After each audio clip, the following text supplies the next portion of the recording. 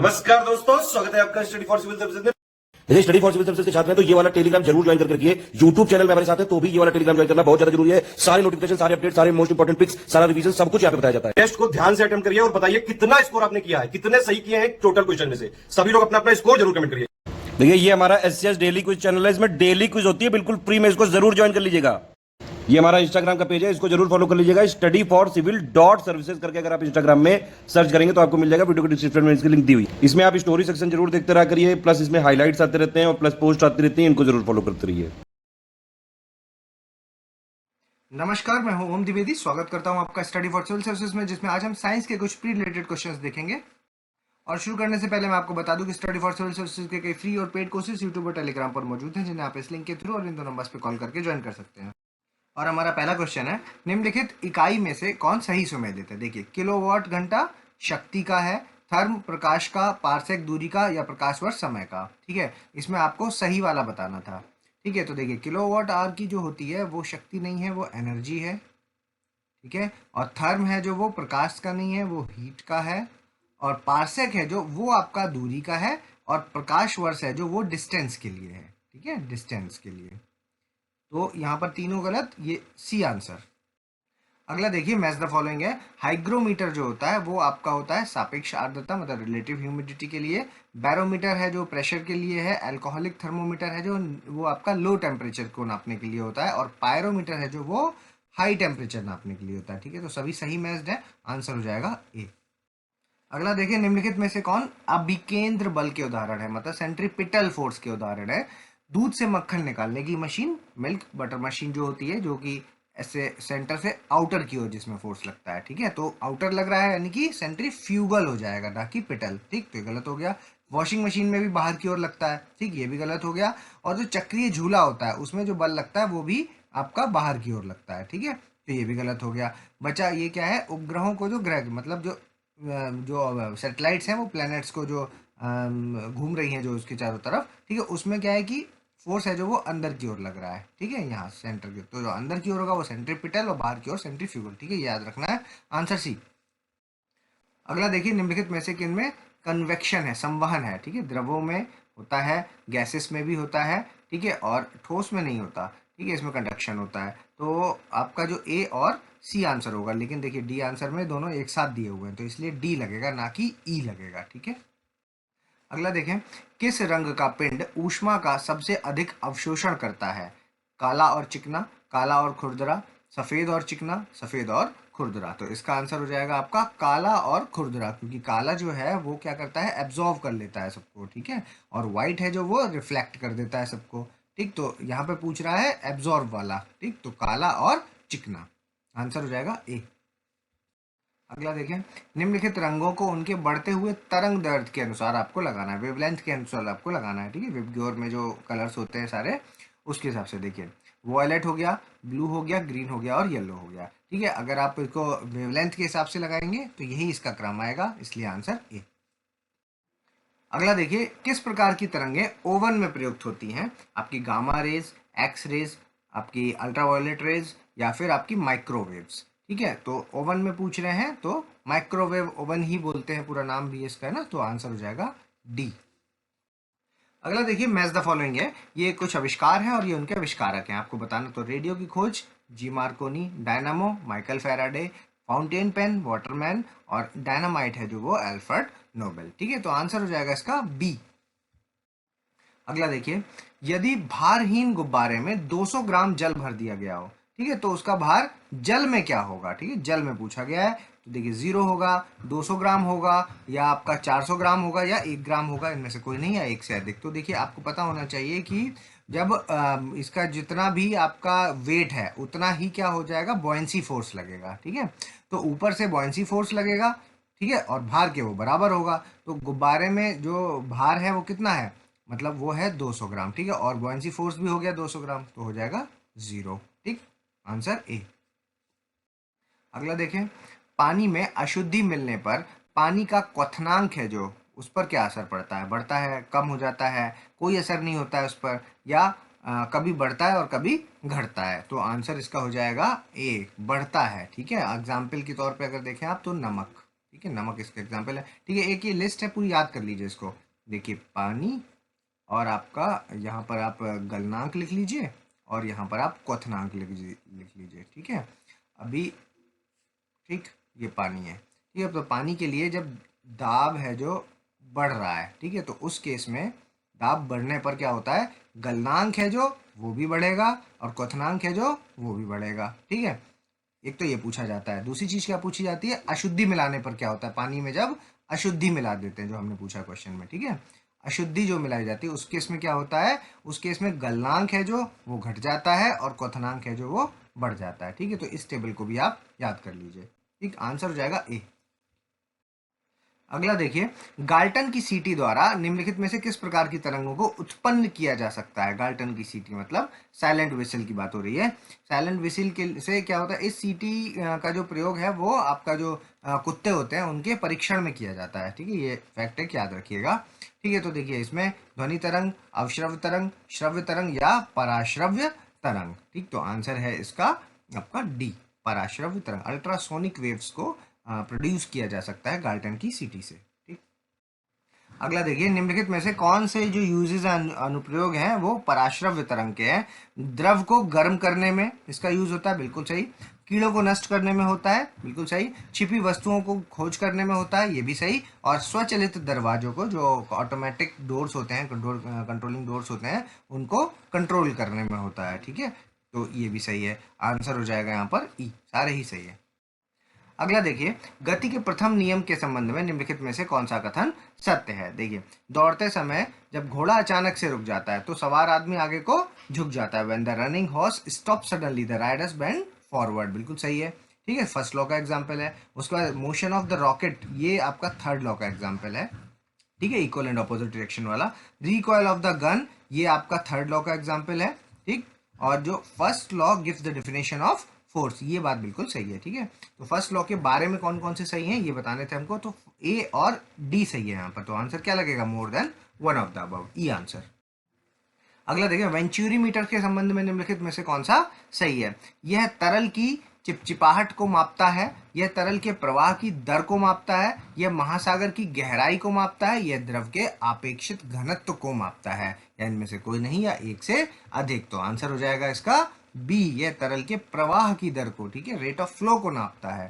ठीक है, तो ये वाला सही। अब ये देखिए, ये जो विस्कोसिटी है, जो इसको नापने वाला जो यंत्र है उसको क्या कहते हैं, उसको कहते हैं विस्कोमीटर। ठीक है, विस्कोमीटर, विस्कोमीटर।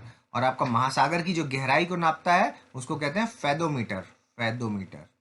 ठीक है, और आपका जो द्रव की अपेक्षित घनत्व मतलब रिलेटिव डेंसिटी है जो उसको नापता है, जो उसको बोलते हैं हाइड्रोमीटर, हाइड्रो, ठीक है, हाइड्रोमीटर। ठीक, आंसर बी हो जाएगा इसका।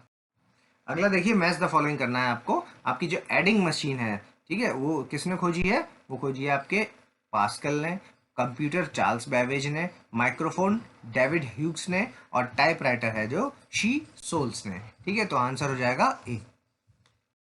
अगला देखिए, निम्नलिखित में से कौन सी खोज है जो एनरिको फर्मी से संबंधित है। आपके ऊष्मीय उत्सर्जन, इलेक्ट्रॉनिक पृथक्करण का नियम, लॉ ऑफ इलेक्ट्रॉनिक डिसोल्यूशन, और आपका न्यूक्लियर रिएक्टर, या फिर आपका फोटोग्राफी। ठीक है, तो आंसर हो जाएगा इसका सी, परमाणु भट्टी। ठीक है, न्यूक्लियर रिएक्टर है जो उसकी खोज आपके एनरिको फर्मी से संबंधित है। बाकी ऊष्मीय उत्सर्जन ये है आपका एडिसन, एडिसन। ठीक है, और लॉ ऑफ इलेक्ट्रोलिटिक डिसोल्यूशन है जो ये फैराडे का है, फैराडे। और फोटोग्राफी है जो मेटल पर फोटोग्राफी, ठीक है, फोटोग्राफी ऑन मेटल, ये है आपकी जे नीप्से, नीप्स। ठीक है, तो आंसर हो जाएगा यहाँ पर सी। अगला देखें, ट्रांसफार्मर के बारे में निम्नलिखित में से कौन सा कथन सही है। ट्रांसफार्मर एक ऐसा उपकरण है जो लो वोल्टेज एसी को हाई वोल्टेज एसी में बदलता है।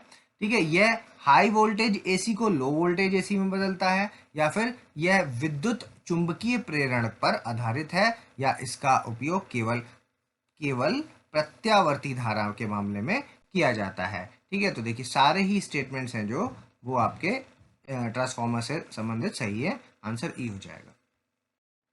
अगला देखें, निम्नलिखित में से कौन सही सुमेलित है। देखिए, नियोनेटोलॉजी नवजात शिशु का अध्ययन है ना, न्यूबॉर्न्स जो होते हैं उसकी स्टडी को कहते हैं नियोनेटोलॉजी, बिल्कुल सही है। आपके हेप्टोलॉजी है जो वो होता है लिवर का अध्ययन, मतलब ये यकृत का अध्ययन। और इस्थियोलॉजी है जो वो फिशिश के लिए, फिशिश का अध्ययन। और जो आपका कैलोलॉजी है, तो जो कैलोलॉजी है वो होता है स्टडी ऑफ ह्यूमन ब्यूटी, ना कि एक्सटर्नल स्ट्रक्चर। ठीक है, एक्सटर्नल स्ट्रक्चर बाहरी संरचना जो लिखा है यहाँ पर, बाहरी संरचना की जो स्टडी होती है उसका, उसके लिए क्या कहते हैं, मॉर्फोलॉजी, मॉर्फोलॉजी। ठीक है, तो ये भी गलत हो गया, आंसर हो जाएगा यहाँ पर ए। अगला देखिए, जीवित कोशिका के अंदर होने वाली रासायनिक प्रक्रिया जो होती है वो क्या कहलाती है? आपके विकास होता है, ग्रोथ कहते हैं, रिप्रोडक्शन कहते हैं, मेटाबॉलिज्म कहते हैं, या फिर आपका रेस्पॉन्स ऑफ स्टिमुली कहते हैं। ठीक है, तो आंसर है इसका मेटाबॉलिज्म, सी आंसर हो गया इसका। अगला देखिए, शहद के जो प्रमुख घटक हैं उनको आपको घटते क्रम में लगाना है। तो फ्रक्टोज, ग्लूकोज, जल और माल्टोज, तो देखिए सही क्रम में ही लगे हुए हैं सब। फ्रक्टोज होता है 38.2% शहद में, आपका ग्लूकोज होता है 31.3%, जल होता है 17.2% और माल्टोज जो होता है वो होता है 7.1%। ठीक है, तो सब सही क्रम में ही लगे हैं, आंसर ए हो जाएगा। अगला देखिए, निम्नलिखित में से किसकी सूंघने की शक्ति कुत्तों से भी अधिक होती है तथा उसका प्रयोग सुरंगों का पता लगाने में किया जाता है? चमगादड़, मधुमक्खी, जुगनू या तितली? इनमें से कोई नहीं है, एक से अधिक, आंसर हो जाएगा बी, मधुमक्खी। अगला देखें, निम्नलिखित कथनों में से कौन सा सत्य है? जीनोम चित्रण का संबंध मस्तिष्क के चित्रण से नहीं, जीन के चित्रण से। ठीक है, तो ये गलत हो गया। आपका जीन कोशिका की मूल इकाई होती है, बिल्कुल सही है। जीन गुणसूत्रों में स्थित होता है, ये भी सही है। डीएनए जीवन का आधार है, ये तो सही है बिल्कुल। ठीक है, तो तीनों सही है, आंसर ई हो जाएगा। अगला देखिए, निम्नलिखित में से किस अर्धचालक की इंटीग्रेटेड सर्किट चिप बनाई जाती है? जर्मेनियम की बनती है, सिलिकॉन की बनती है, कैडमियम की या फिर क्रोमियम की? तो आंसर हो जाएगा सिलिकॉन की, बी, बी आंसर। अगला देखिए, कैंसर की चिकित्सा में निम्नलिखित में से किस गैस की सिकाई से की जाती है? ठीक है, हीलियम से, क्रिप्टॉन से, रेडॉन से या फिर नाइट्रोजन से? कैंसर की चिकित्सा। ठीक है, तो आंसर हो जाएगा इसका सी, रेडॉन। ठीक है, application based questions mostly science में पूछे जाते हैं, तो याद रखा है एप्लीकेशन वाले जितने भी क्वेश्चन पे थोड़ा सा ज़्यादा फोकस करें। ठीक है, कॉन्सेप्ट वगैरह बहुत ही कम पूछे जाते हैं। अगला देखें, निम्नलिखित में से कौन से ओजोन परत क्षरण के सर्व प्रमुख मानव निर्मित कारण है? ठीक है, मानव निर्मित, क्लोरोफ्लोरोकार्बन, फ्लोरीन, क्लोरीन या फिर ब्रोमीन? में से कोई नहीं है, एक से अधिक, आंसर सभी हैं। ठीक है, सभी मानव निर्मित है, ई आंसर। अगला देखिए, निम्नलिखित में से कौन से पौधे तने का उत्पाद है? ठीक है, तो सन, पटसन, जूट और कपास, इसमें से आपको कपास वाले ऑप्शन हटा देते हैं। ठीक है, तो कपास, ये गया, ये गया और ये गया, आंसर बचा डी, सन, जूट और पटसन। ठीक, डी आंसर। अगला, निम्नलिखित कथनों में से कौन सा सत्य है? कपास के फल से रुई निकाली जाती है, सही है। ठीक है, दूसरा देखिए, भारत में वाणिज्य कृषि हेतु स्वीकृत एकमात्र जो जेनेटिक मॉडिफाइड फसल है वो बीटी कपास की पहली किस्म में है। ठीक है, सही हो गया। और इसके फल का आकार बड़ा होता है, ये भी सही है। और आपका जो कपास एक नकदी फसल है और ये मालवेसी कुल का है। ठीक है, ये भी याद रखिएगा, अलग से भी पूछा जा सकता है। ठीक है, ये मालवेसी कुल का सदस्य है। ठीक है, तो ये भी सही है, सभी सही है, ई आंसर हो जाएगा। अगला देखें, निम्नलिखित में से कौन राइजोम है? अदरक, केसर, अफीम और सन? ठीक है, तो देखिए, सन तो तना हो गया, अभी देखा आपने, तना हो गया। अफीम है जो वो डूडी, ठीक है, और केसर है जो वो पुष्प। ठीक है, अब क्या राइजोम पूछा था, तो बचा क्या, अदरक। ठीक, ए आंसर। अगला देखें, कड़ी पत्ता निम्नलिखित में से किस बीमारी के उपचार में उपयोगी है? रक्तचाप में, मधुमेह में, कैंसर में या फिर आपका टाइफाइड में? तो आंसर है इसका बी, डायबिटिक पेशेंट्स के लिए कड़ी पत्ता एक अच्छी औषधि के रूप में काम करता है। ठीक है, बी आंसर। अगला देखें, निम्नलिखित में से कौन सामाजिक वनिकी के उद्देश्य हैं? हरियाली के क्षेत्र को का विस्तार करना, ठीक है, पारिस्थितिकी संतुलन को बनाए रखना, ये भी सही है, जलाऊ लकड़ी हेतु यूकेलिप्टस तथा चारा हेतु सुबबूल का उत्पादन, ठीक है, ये भी सही है, माचिस उद्योग के लिए अर्जुन के वृक्षों को लगाना। ठीक, ये सारे ही इनके उद्देश्य हैं। ठीक है, सामाजिक वनिकी, सोशल फॉरेस्ट्री, आंसर ई। अगला देखें, निम्नलिखित में से कौन सा कथन डाल्टन के परमाणु सिद्धांत के लिए सत्य है? तत्वों के सभी परमाणुओं के द्रव्यमान एवं रासायनिक गुणधर्म समान होते हैं। ठीक, सही है। उसके बाद सभी द्रव्य परमाणुओं से निर्मित होते हैं, ये भी सही है। भिन्न भिन्न तत्वों के परमाणु के द्रव्यमान और रासायनिक गुणधर्म भिन्न भिन्न होते हैं, ये भी सही है। और किसी भी यौगिक में परमाणुओं की सापेक्ष संख्या एवं प्रकार निश्चित होते हैं, ये भी सही। ठीक है, परमाणु सिद्धांत है, इससे पॉइंट्स हैं। ठीक है, अलग अलग भी पूछे जा सकते हैं, ये चारों ही पॉइंट्स को आपको याद रखना है। ठीक है, आंसर ई हो जाएगा। अगला देखिए, निम्नलिखित में से कौन सा कथन विद्युत संयोजक ऊतकों के लिए सत्य है? ये विद्युत के सुचालक होते हैं, कुचालक होते हैं। ठोस अवस्था में विद्युत के कुचालक और द्रव्य में सुचालक, या ठोस में विद्युत के सुचालक और द्रव्य में कुचालक। ठीक है, तो कौन सा सही होगा इसमें? इसका आंसर होगा आपका सी। ठीक है, ठोस में ये विद्युत के कुचालक होते हैं और द्रव्य में विद्युत के सुचालक होते हैं। ठीक है, ये वाला पार्ट सही है, सी आंसर। अगला देखें, निम्नलिखित में से कौन सा कथन विद्युत अपघटनी सेल्स जो होते हैं, इलेक्ट्रोलाइटिक सेल्स जो है, उनके लिए सत्य है? धातु शोधन में इनका यूज होता है, मेटल रिफाइनिंग में, सही है। आपका प्योर मेटल्स के सेपरेशन में होता है, ये भी सही है। आपका इलेक्ट्रोप्लेटिंग में होता है, ये भी सही है, लेकिन इलेक्ट्रोप्लेटिंग की प्रिंटिंग में इनका नहीं होता। ठीक है, तो ए, बी और सी तीनों यहाँ पर सही हो जाएंगे, ई आंसर। अगला देखिए, निम्नलिखित में से कौन सा कथन बेकिंग सोडा के लिए सत्य है? जल की स्थायी कठोरता को हटाने में इसका यूज होता है, नहीं। बोरोक्स के उत्पादन में नहीं, आपका अग्निशमन में भी नहीं। ठीक है, घरों की साफ सफाई में इसका यूज किया जा सकता है, तो आंसर सी हो जाएगा इसका। अगला देखिए, निम्नलिखित धातुओं का उसके रासायनिक सूत्रों के साथ सही मिलान कीजिए। बॉक्साइट का क्या होता है? बॉक्साइट का होता है Al2O3 2s2O। क्रायोलाइट का Na3Al F6। आपका कैल्शियम कार्बोनेट का CaCO3 और जिप्सम का CaSO4 इंटू 2s2O। ठीक है, तो ये आंसर हो जाएगा इसका बी। अगला देखें, निम्नलिखित में से कौन आयरन अयस्क नहीं है? ठीक है, आयरन के अयस्क नहीं, iron chromite, iron pyrite, magnetite और हेमेटाइट। तो इसमें जो आपका आयरन क्रोमाइट है, ये क्रोमियम का है, ना कि इसका आयरन का। ठीक, तो ये वाला नहीं है, वाला पूछा है, आंसर ए हो जाएगा। अगला देखिए, एल्यूमिनियम और मैग्नीशियम। ठीक है, एल्यूमिनियम 95% और मैग्नीशियम 5%। ठीक है, ये किस मिश्र धातु का अवयव घटक है? ठीक है, मैग्लेनियम, आपका ड्यूरेलुमिन, रोज मेटल या टंका। ठीक है, तो आंसर हो जाएगा इसका ए, मैग्लेनियम। ठीक है, Al+Mg। अगला देखिए, निम्नलिखित में से कौन सा ड्यूटेरियम के लिए कौन सा कथन सत्य है? देखिए, इसका उपयोग भारी जल, हैवी वाटर के लिए यूज होता है, ये बिल्कुल सही है। ठीक है, जैव रासायनिक अभिक्रिया में सूचक के रूप में इसका यूज होता है और इसका जो परमाणु द्रव्यमान है वो 2 होता है। ठीक है, और इसे भारी हाइड्रोजन भी कहा जाता है। ठीक है, सभी सही है, ई आंसर। अगला देखिए, माइका क्या है? ऊष्मा का सुचालक है या कुचालक है, या विद्युत का कुचालक है, या विद्युत का सुचालक और ऊष्मा का कुचालक, ऊष्मा और विद्युत दोनों का सुचालक या दोनों का कुचालक? तो आंसर क्या हो जाएगा? आंसर हो जाएगा ए, ऊष्मा का तो सुचालक है लेकिन विद्युत का ये कुचालक है। ठीक है, तो आंसर ए हो जाएगा। खाद्य वसा किस औद्योगिक प्रक्रम से संबंधित है? भंजन से, प्रगलन से, हाइड्रोजनीकरण से, या फिर वोल्केनाइजेशन? वोल्केनाइजेशन से क्या है? वोल्केनाइजेशन से रबर है ना, सल्फर मिला देते हैं जब रबर में, तो उससे वोल्केनाइजेशन करते हैं। ठीक है, फिलहाल इसका आंसर क्या हो जाएगा? इसका आंसर हो जाएगा हाइड्रोजनीनेशन, मतलब हाइड्रोजनीकरण। ठीक है, सी आंसर। अगला देखें, निम्नलिखित में से कौन सा हैलोजन सबसे अधिक अभिक्रियाशील है? ठीक है, एस्टेटाइन, फ्लोरीन, आयोडीन या ब्रोमीन? तो आंसर हो जाएगा इसका बी, फ्लोरीन। ठीक है, फ्लोरीन है जो सबसे ज्यादा अभिक्रियाशील है सभी हैलोजन्स में। ठीक है, अगला देखें, निम्नलिखित में से कौन सा कथन प्लेटिनियम के लिए सत्य है? यह अत्यंत कम अभिक्रियाशील होता है, परमाणु क्रमांक 18 होता है इसका, इसका उपयोग आभूषण बनाने में होता है, या इसका यह एक सघन धातु है। ठीक है, डेंस मेटल है। तो आंसर हो जाएगा इसका ऑल, ई। ठीक है, सभी यहाँ पर सही स्टेटमेंट है। ठीक है, तो ई आंसर। अगला देखें, जब इनो को जल में मिलाया जाता है तो कुछ बुलबुले से निकलते हैं। ठीक है, तो जो बुलबुले निकलते हैं वो किस गैस के बने होते हैं? हीलियम के, कार्बन डाइऑक्साइड, ऑक्सीजन या फिर ऑर्गन के? तो आंसर है इसमें बी। ठीक है, कार्बन डाइऑक्साइड के बने हुए होते हैं।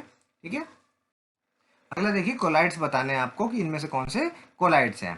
देखिए, दूध, खून, आइसक्रीम और शहद, ये 4 ऑप्शन है बेसिकली। ठीक है, इसमें आपको बताने, तो आइसक्रीम नहीं होगा, तो आइसक्रीम के ना होने पे ये गया, ये गया और ये गया।